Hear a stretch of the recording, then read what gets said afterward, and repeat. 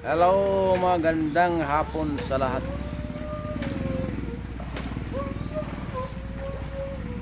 Baha naman dito sa amin. Kunti lang ulan ay nagbabaha naman. Oh, maapaw na sa bawat bahay namin, guys. Ay, talaga, oh, malapit na maabot yung aming country. At dito sa Lobo.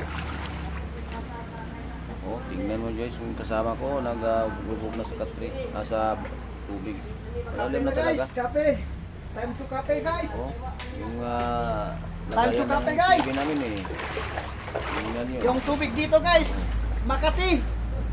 Ganyan talaga yung mga sundalo, guys. Kahit anong mangyari, dito pa rin kami.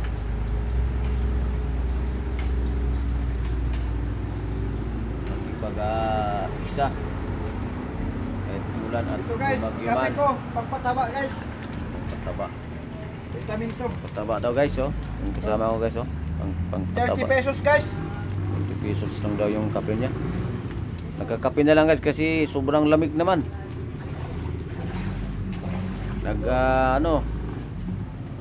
Yung paa namin palagi sa tubig.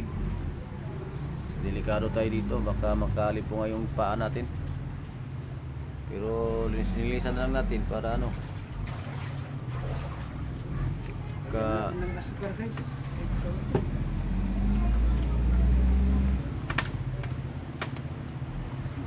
talaga dito. Tingnan yung post namin to, guys. Oh, naapawa na. Na doon pa yung motor ko. Tingnan yung bawat bahay namin dito. Pinapasok ng Mahiwagang tubig.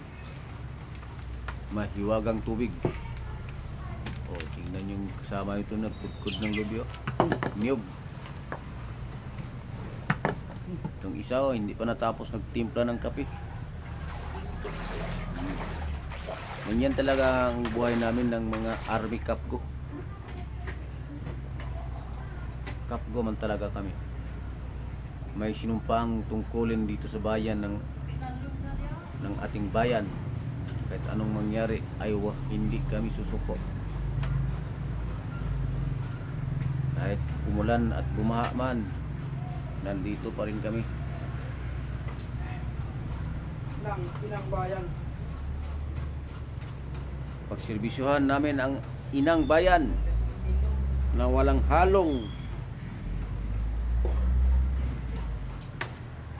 Walang halong biro. walang halo na mga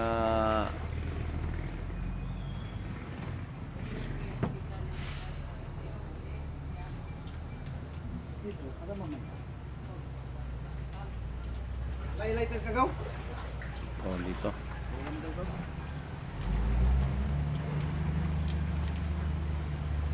Ganito talaga ang buhay ng kapgo. Kahit army ka man at kapgo, ganito talaga ang buhay. Hindi susuko. Kung ano man ang sa army, ganon din ang sa mga kapgo. Kahit umulan at bumaha, nandito pa rin kami. Magsiservisyo pa rin kami sa bayan natin. Sa ating inang bayan. Ano ba ito? Tingnan nyo, guys, oh.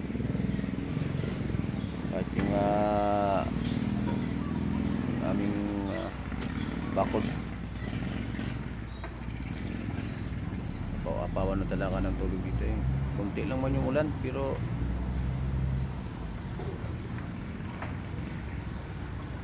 bigla lang mo yung dumami yung tubig, eh. Huwag kung sandali ba ito, magtuyo.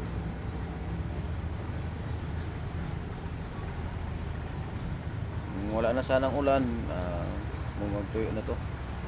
Pero kung malakas pang ulan ito sa bundok, wala talaga. Saglit lang matuyo. Matagal ito matuyo, eh.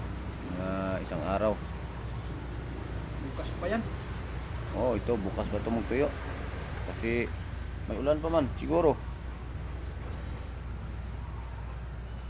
Tingnan nyo ang aming kubo, bawat isa. Sobra talagang napawa na. Kahit cut 3 siguro, naabot ng tubig. Kawawa naman yung mga kubo dyan na wala ang may-ari. Baka nabasa na yung mga damit nila dyan. Saka yung mga ano-ano dyan na dyan sa kanilang sa loob ng kubo. So yan lang guys. Sana ay mawa po kayo at i-subscribe naman. At kahit like na lang man dyan. Maraming salamat at magandang hapon po sa inyong lahat.